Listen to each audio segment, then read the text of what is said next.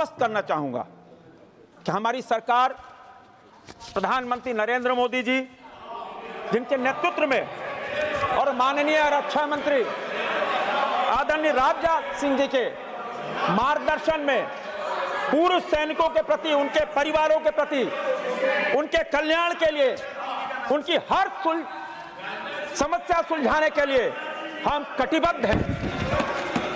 Deputy chairman sir, मैं आपके माध्यम से सदन को आश्वस्त करना चाहता हूं कि हम अपने सैनिकों को, उनके परिवारजनों को, उनके कल्याण, सुख सुविधा उसी प्रकार तत्परता से जिस प्रकार हमारी सेना राष्ट्र रक्षा के लिए तत्पर रहती है, हम हमारी आर्म फोर्सेस की आवश्यकता, बुनियादी जरूरतों को पूरा करने के लिए, उनके मान सम्मान स्वाभिमान के लिए मन, वचन और कर्म से प्रतिबद्ध हैं।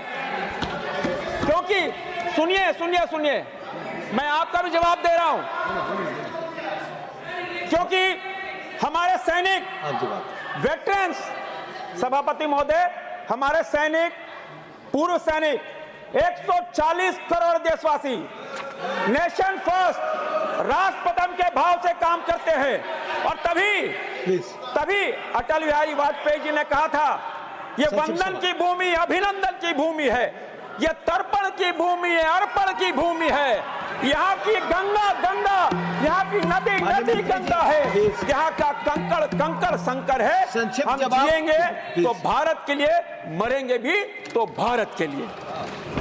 जो सांसद दीदी ने जो प्रश्न किया है, यदि कोई आर्म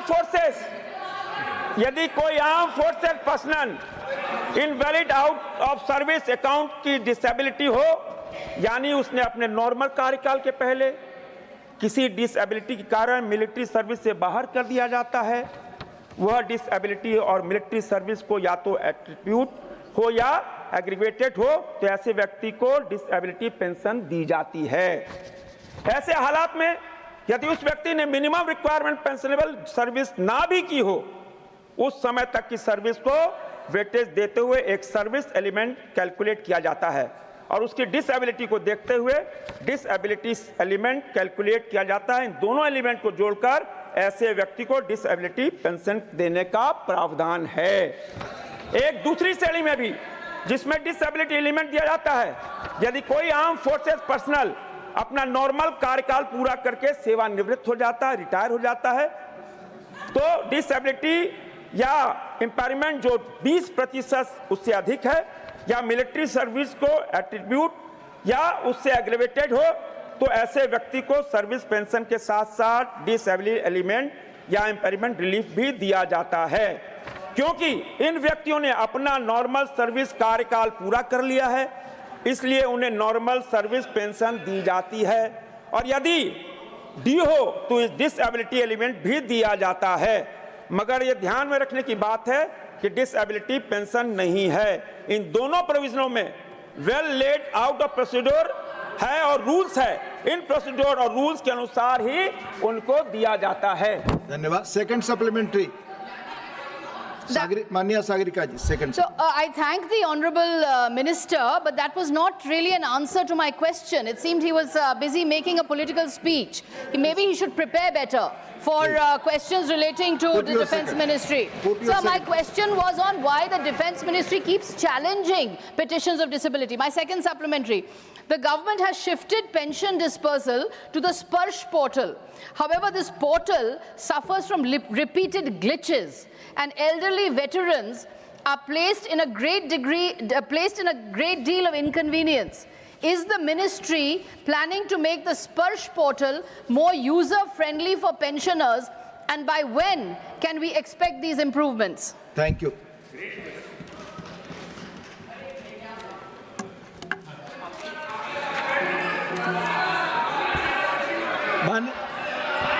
आप सुनिए तो, प्लीज अपनी सीट पर रख, अपनी सीट पर आए प्लीज। अरे सुनिए तो, no comments from your seat please.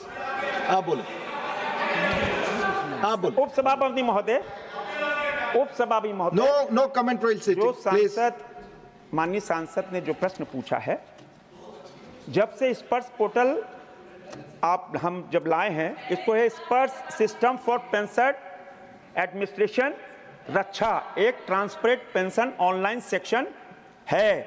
यहां भी प्रधानमंत्री नरेंद्र मोदी ने डिजिटल किया है।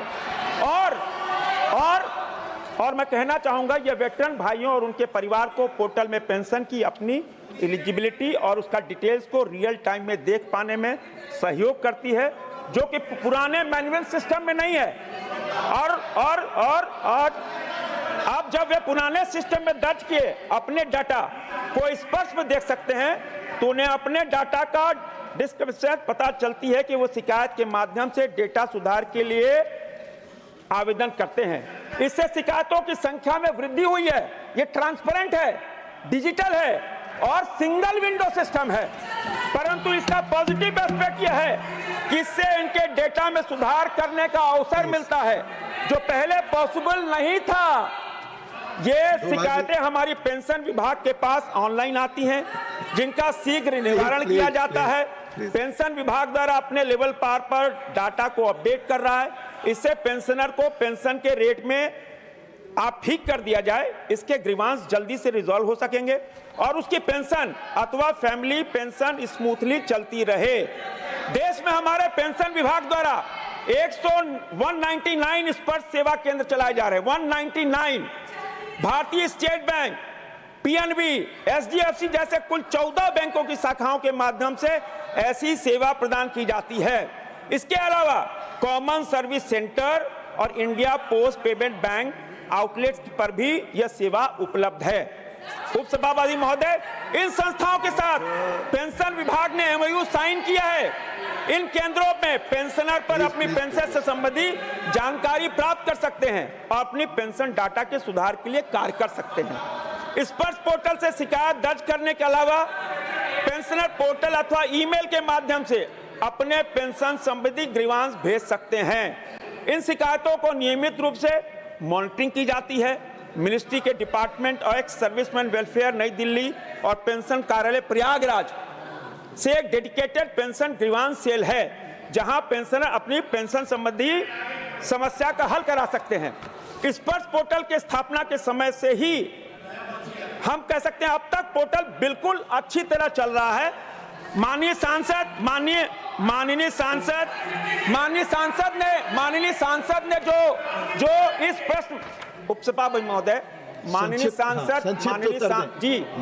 सांसद जी ने जो पूछा है, मैं उनसे सहयोग चाहूंगा कि माननीय सांसद जी, आप जिस राज्य से आती हैं वहां पे आप नजर उठा के देखो। ईएसएम का वेलफेयर केंद्र और राज्य सरकार दोनों की ज्वाइंट रिस्पॉन्सिबिलिटी है। केंद्र सरकार वेटरन्स वेलफेयर को प्राथमिकता दे रही है और बंगाल में ये देखा जा रहा है वेटरन्स के प्रति कैजुअल अप्रोच रखना चाहिए। मेरा यह आग्रह है कि पश्चिम बंगाल में 14 जिला जेएसबी है जो बंगाल के कोई 23 जिलों कवर करते हैं।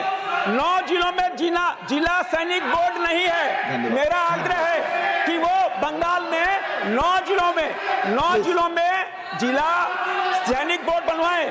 पश्चिम बंगाल में सैनिक बोर्ड जहां पूरे साल में एक बैठक होती है, 2015 के बाद एक भी बैठक नहीं हुई, तो ये क्या वेटरन्स की बात करेंगे? मेरा तो मानना है कि 15 के बाद जो बैठक नहीं हुई है, माननीय सांसद उस बैठक को करवाने का काम करें। सभापति महोदय, एक बहुत मूल प्रश्न है, मैं उनको सुझाव दे रहा हूं कि आप वेटरन्स की बात कर रहे हैं। राज्य सरकार की पोस्ट की वैकेंसीज ईएसएम कोटे से भरी जाती है। पश्चिम बंगाल सरकार ने राज्य सरकार में ग्रुप सी में ईएसएम के लिए 5% और ग्रुप डी के लिए 10% रिजर्वेशन का नोटिफाई किया है। अफसोस यह है कि पदों के विज्ञापन में धन्यवाद माननीय मंत्री जी, धन्यवाद। प्लीज मैं आग्रह करूंगा माननीय सदस्यों से और माननीय मंत्रीगण से, जैसे सवाल संक्षिप्त हो उत्तर भी संक्षिप्त हो। प्लीज माननीय Shrimati Rajni Ashok Rao Patil, third supplementary. I would like to ask through you. Sir, I would like to ask through you, sir, please please please no Sir, आप बोलें आप I would like to ask through you to the Honorable Minister, what measures are in place to address anomalies or grievances arising from the implementation of OROP, one rank, one pension scheme? Thank you Rajni ji. माननीय मंत्री जी। देखिए, मैं आपके माध्यम से उपसभापति मोदी महोदय, मैं ये जानकारी देना चाहता हूं। ये प्रमुख जानकारी है, सदन को जानकारी होनी चाहिए। जब 1971 में बांग्लादेश के साथ युद्ध हुआ और 1972 से ही OROP लागू करने के लिए डिमांड होती रही, 42 साल इंतजार किया वो, और OROP किसने लागू किया? मोदी ने लागू किया, मोदी ने लागू किया। और मैं कह सकता हूं, one rank one pension OROP scheme का उद्देश्य वर्तमान और पूर्व पेंशनर के बीच पेंशन रेट्स के अंतर को समय समय पर दूर करता है। 7/11/2015 के गवर्नमेंट ऑर्डर के मुख्य विशेषता ये है। पहला, पूर्व पेंशनर की पेंशन को 2013 के कैलेंडर वर्ष के रिटायर कर्मियों की पेंशन के आधार पर पुनः निर्धारित किया जाएगा और यह लाभ 1/7/2014 से प्रभावी होगा। यही मोदी की गारंटी है।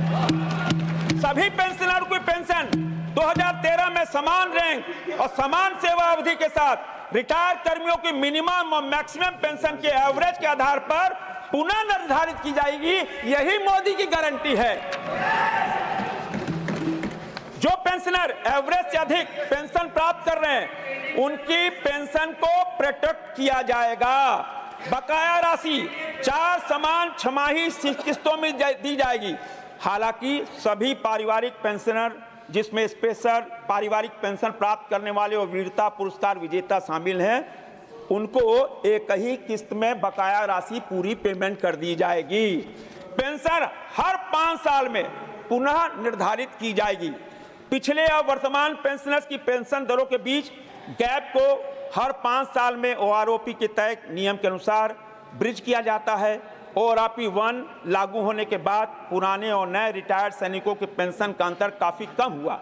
नॉर्मली यह 2014, 19, 24 में होता है, लेकिन 7वें पे कमीशन की सिफारिशों के अनुसार 1/1/2016 से सभी पेंशनरों की पेंशन 2.57 गुना बढ़ा दी और इससे भी गैप ब्रिज हो गया। इस कारण OROP 2 के लाभार्थियों की संख्या OROP से कम हो गई।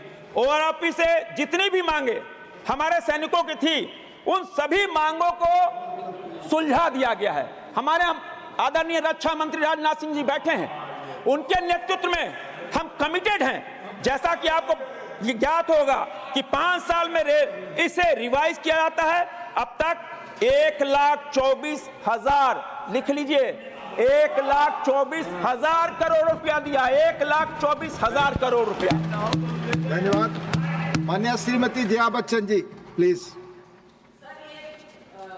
जानना चाहती हूँ। नहीं, आप क्वेश्चन पूछ रही हैं तो माननीय मंत्री बताएंगे उसका उत्तर। सर, वही कह रही हूँ, मंत्री जी सवाल का जवाब दें। क्या मंत्री जी पेपर पढ़ के जवाब देंगे? धन्यवाद, या तैयार होके आना चाहिए? धन्यवाद, आपका सुझाव ये प्लीज। मैं पूछना चाहती हूँ कि जो सारे सवाल 1, 2, 3 जो पूछे गए, उनका जवाब पहले दे दीजिए। धन्यवाद। माननीय सवाल, ये सवाल नहीं है, माननीय जया जी का विचार है। माननीय श्री प्रफुल्ल पटेल जी, ओरिएंटेशन क्लास में भेजना चाहिए। माननीय श्री शंभू शरण पटेल। सभापति महोदय, आपने मुझे प्रश्न संख्या 107 के संबंध में सप्लीमेंट्री क्वेश्चन पूछने का निर्देश दिया है। महोदय, जैसा कि हम जानते हैं कि हमारे देश के वीर सैनिकों के कल्याण के लिए माननीय प्रधानमंत्री जी के नेतृत्व में सरकार ने क्रांतिकारी और सराहनीय कार्य किए हैं। महोदय, जैसा कि बताया गया है कि वर्तमान में पूर्व सैनिक ECHS स्वास्थ्य योजना के माध्यम से 59 लाख लाभार्थियों को कैशलेस और कैशलेस उपचार प्रदान किया जा रहा है। इस संबंध में मेरा प्रश्न माननीय मंत्री जी से यह है कि बिहार में सरकार से पेंशन प्राप्त करने वाले सशस्त्र बलों के कुल कितने वेटरन हैं और उनके लिए क्या क्या सुविधाएं दी जा रही है? धन्यवाद। माननीय मंत्री जी। उस सभापति महोदय, ईएसएम और के डिपेंडेंट्स केएसबी द्वारा संचालित वेलफेयर स्कीम के माध्यम से डीजीआर द्वारा रीसेटलमेंट के लिए सहायता प्रदान की जाती है। बिहार के अंदर ईएसएम 1,08,000 हैं, लिख लीजिए 1,08,000 हैं। और 2023-24 में राज्य सैनिक बोर्ड, जिला सैनिक बोर्ड और उसका जो सेंट्रल शेयर है वो 1,41,00,000 रुपया, 1,41,00,000 रुपया। और राज्य बिहार में